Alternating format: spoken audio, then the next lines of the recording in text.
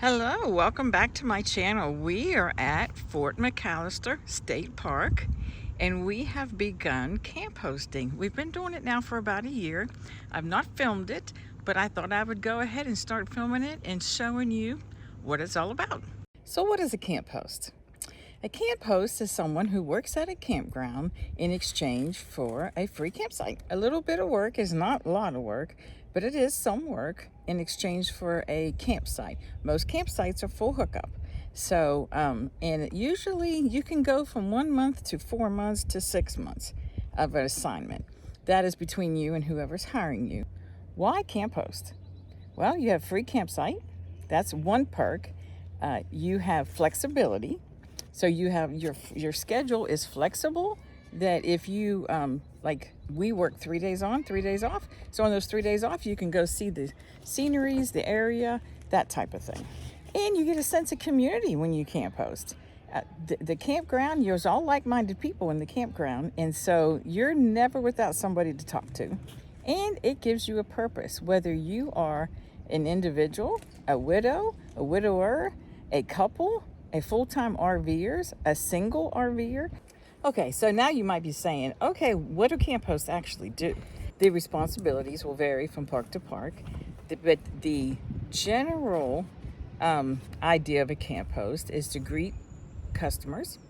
It's to make sure the trash is picked up in the park. If you go by and you see trash laying down, pick it up. It is to check restrooms. If they need cleaned, you need to clean them. And there's also maintenance hosts, and so the maintenance host would do like the mowing and that type of thing. You would work on like I said, we work 3 on, 3 off at this campground, and so on those 3 days on, you may be mowing grass if you're a maintenance host, but if you're a camp host, you probably are checking the garbage cans in the restrooms. And of course, you want to greet guests and you want to talk to guests, and you're really a representative of the park. And so you want to put your best foot forward, and you want to be nice and happy and smile. Most parks, you sell firewood as well, which is really no big deal. They usually have a container there. You put the customer's money in it, and you give them a bundle of firewood. Okay, final note is, being a camp host is a great way to stay active, have a sense of community, and reduce your cost of RV living. So if you're interested in it, start checking out some places. You might love it. So Fort McAllister is very unique in the fact that there's actually a fort on here. The fort on here is Fort McAllister State Historical Site. And this is looking out. That is a gate, and it does close at night. It has 29 campsites. Sites 1 through 8 are full hookup campsites. They have 7 cottages, 2 pioneer camps.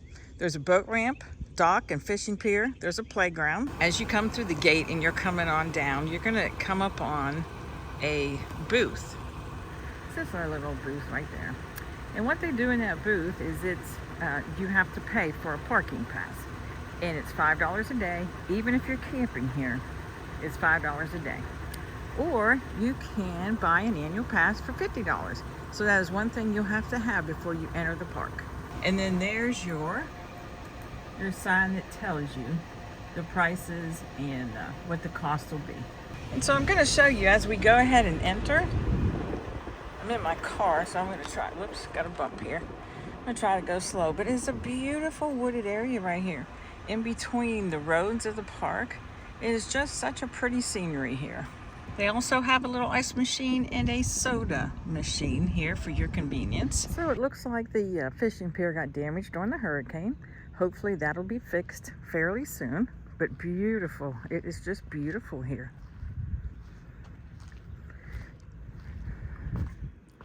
Get as close as I can to look out. Give you a nice view. Nice. And here they have a swing that if you want to sit and swing and just look at the water and enjoy your moments, you can. And here's another plaque.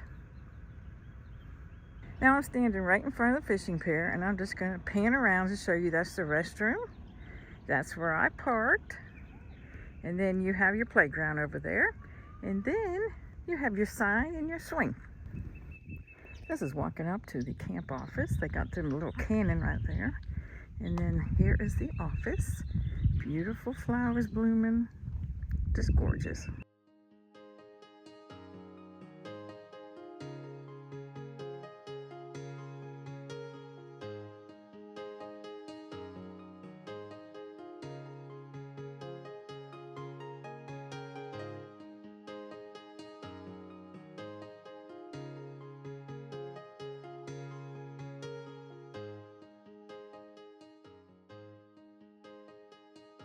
That's the museum. It's charged to get into it, but there it is. And then there's one of the, his name is Brent. He is one of the people that help you. When you come out of the office and you get ready to enter the campground, there's another gate, and you can't get through this gate unless you have a code. And that's just for everybody's safety camping. And there's the box that you would punch your code in. Each week the code changes. And then you have a causeway you drive across.